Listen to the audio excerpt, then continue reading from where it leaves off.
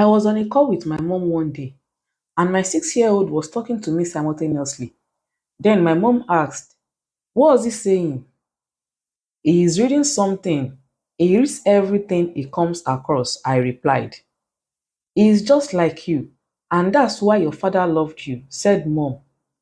"Really? I never knew he loved me," I replied.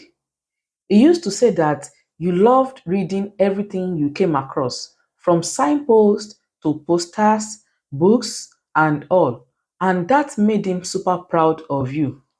That was my experience as a child. Unfortunately, I didn't grow up to feel that love.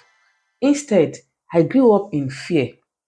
This is the effect of strict parenting. It overshadows parental love. Strict parenting can act like a dark cloud that blocks the sunshine of parental love from reaching a child.